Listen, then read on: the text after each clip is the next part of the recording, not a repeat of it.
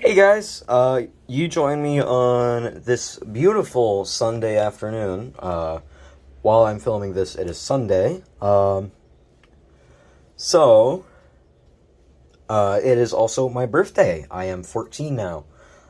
Fantastic. So today we're going to be looking at this. It's been sitting in a Train World box for about a month. And just in case you want to know what we're looking at, wrong side. There you go. EMD Southern SD9, or an EMD SD9, owned by the Southern Railway, and it's numbered 198. It has Paragon 3 sound DC/DCC, and it's HO. So, let's get into it. Alright, so now we're on the layout, facing the engine, and let's start with the front of the engine. So, first of all, we got the big old headlights. They're really nice, and they're really finely molded. I love these headlights, they're really nice. We got the marker lights. They light up with the headlights. They're very nice. I haven't noticed the number boards lighting up. I don't know if they will, but yeah. Next we got these two really distinctive ladders. It's really easy to tell that you're looking at an SD9 or SD7 when you look at these ladders. They're just super distinct, and they're probably the most iconic part of the engine. Next up, we got these really nice handrails, which do feel a little flimsy, but that's on purpose to make it just a little bit more durable, I think. No, down here, we got the footboards. The footboards are always nice. And then we got some EMU hoses and air hoses, and this moving coupler cut bar. It's really hard to manipulate with a little rail, but yeah. You got a KD coupler, which is really nice. Most companies don't avoid using them, but it's really nice that they decided to use KDs. And next up, we got the drop step. Now, this is a really nice detail that they allowed it to flop down like that. I feel it flops down a little too much, but that's fine. I just think it's cool that it flops. It can come down. Really cool too. It's just cool that it flops. It's cool. Up here at the top, we can see these two grab irons. Really nice. And then you also got the sand fill cap up here in between the two grab irons. Right here, this little bit, that is a thing that they can use to take off the hood in the shops. I find that's pretty cool that that's on there. Really finely detailed. Let's move to the side of the short hood. So the side of the short hood has these latches here, or these steps right here, and I think this is a bolt. I don't know what should be on the side, but and then you got the toolboxes down here, and there's probably a battery somewhere. Let's look at the trucks real quick. These trucks are really nicely molded and have a lot of piping going here and there. And then you also got the brake rigging all on there, which is a really nice add-on. Over here at the fuel tank, you got the two fuel tanks right here, and then you got these pipes that go up and then down again. I don't know what those are for, but they're there. Then you got the two air tanks right here. I do know in between the air tank and the truck, or the truck and fuel tank, there is a bell in there, which is really nice that they have it. You can see the little fuel plunger and the sight glass right there. We're going to move to the top of the long hood. Let me focus this real quick. Shoot. I don't know why it's not focusing. Give me a second. There we go. Zoom back in just a little. We got these really nice separately fitted horns right here. We got these dual exhaust stacks right here. And we got these hatches on the top. We got more of these little points that they can use to lift up the hood if they need to replace it or get to the engine inside. You can see the finely molded grills on the side of the long hood that are very nice and fine. And yeah, you also got the door latches and whatnot. And back towards the back here, we got a lot of the quite a bit more of the hood. So real quick on these these nicely etched cooling area, this finely etched cooling vents.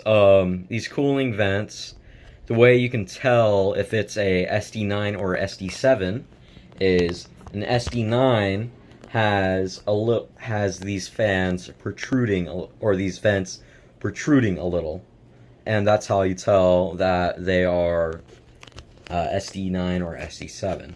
Now back here at the back, we got this molded in handbrake, which is very nice that they have it. It's interesting that it's on the short hood or on the long hood, because normally they'd be on the front end. Up here at the top, at the back of the long hood, we got some radiator pipes and some cooling fans. See, some very finely molded cooling fans. I do know that there are actual fans under there. I've looked at the parts diagram. There are actual fans. They don't move, but you know, it's fans.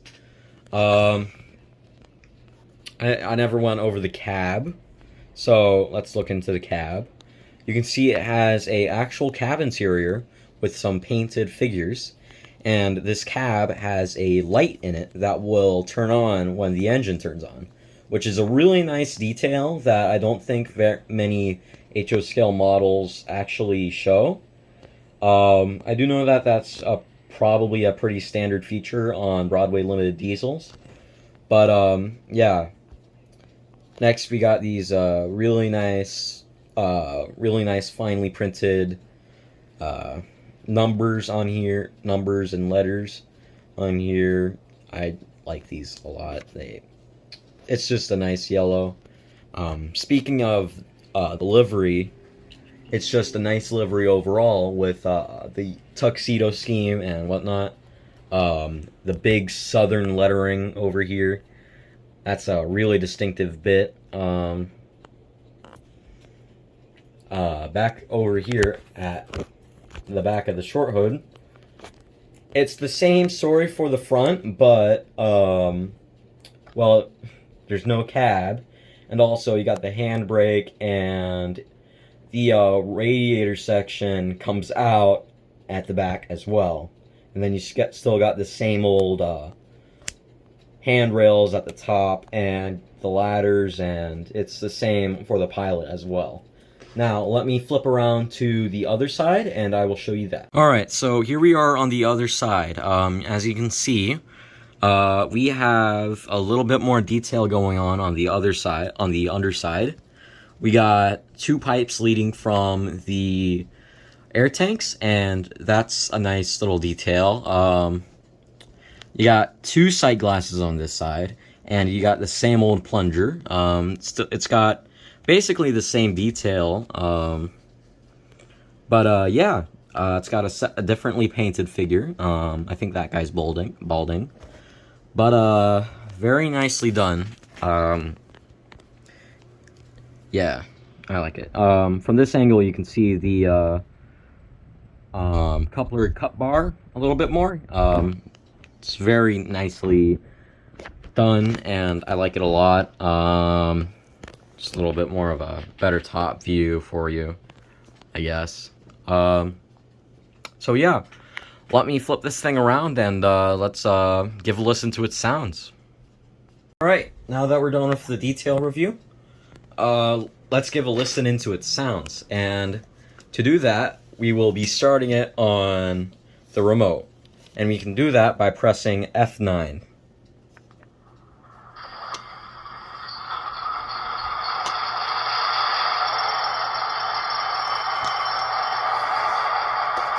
As you can see, it has roared to life, and the number boards, the marker lights, the headlights, and the cab light have all come on.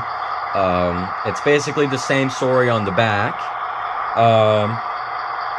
That will change once we get it going, but I think we should run through all the functions before we get anywhere else. So function 1 will be the bell.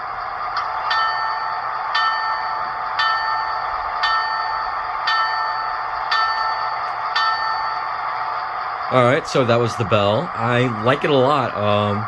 There is a CV to change the ringing interval. So if you want it ringing faster, you can.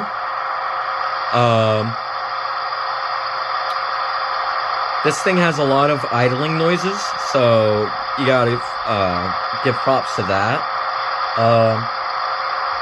Next up is the horn. Here we go.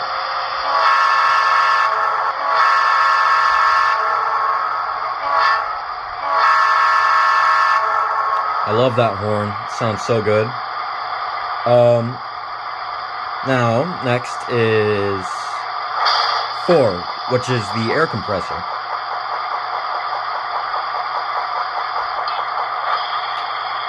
So you just heard that one. 5.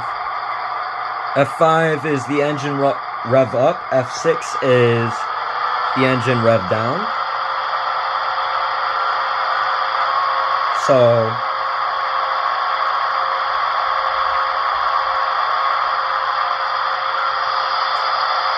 F7, I don't believe it does anything for this engine. F8 mutes it. And then F9 is the startup shutdown.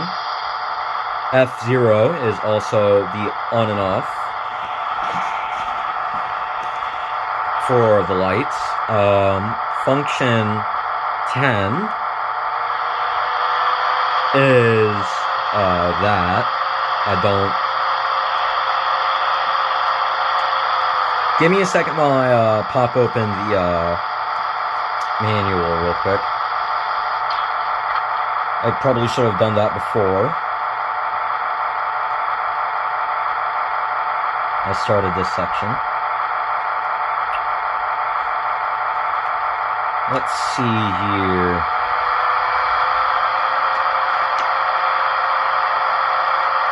Alright, so the F10 is the radiator cooling fan. F11 is the air filling and air release. Let me try that real quick. You can hear it hissing.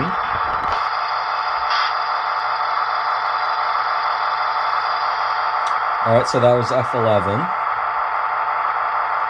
F12 is the brake set.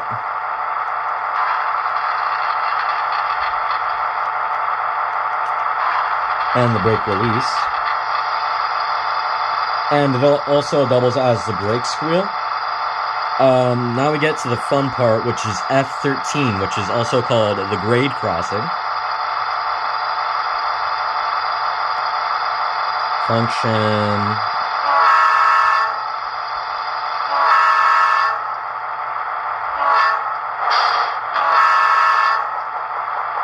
So it plays that for you. F14 is the passenger announcements. I don't think we need a demonstration of that because this is not a passenger engine. I'll do F15 because it's freight announcements.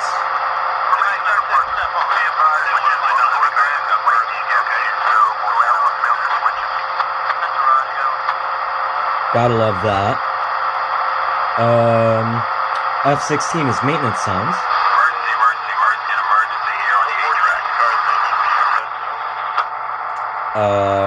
I'm guessing that's supposed to mimic the radio chatter of a maintenance crew. The next up, F17, is the radio sounds.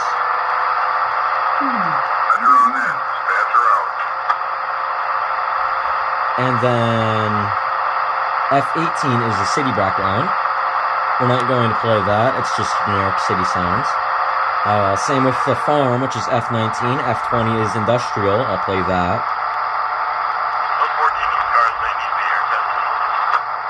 Yep, F21 is lumber, I'll play that because yes.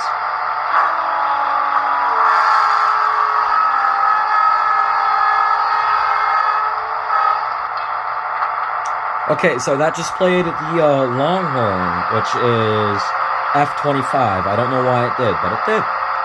F22 switches it to its other horn, which sounds like this.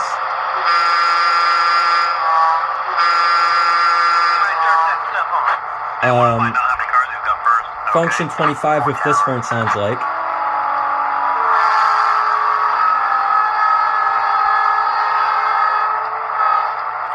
I guess it doesn't change that. I guess it doesn't change F25. F26 and F27 is the recording functions. I do not want to touch that. F24 is the auxiliary light control, which is the cab. So I can toggle that on and off. And F28 is the brake squeal, which we can hear along the line. F23 is the track sounds, so it will play like a clickety-clack as it goes along, which I think is pretty cool. Other people might not, but whatever. And with that, let's get to running this thing.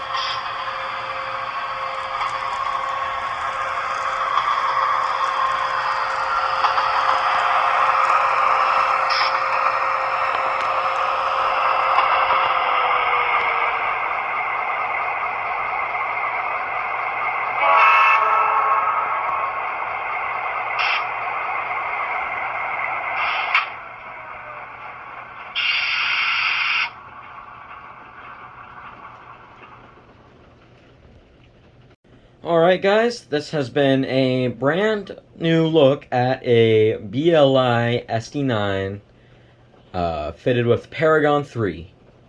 Thanks for watching, and please subscribe. I'm desperate.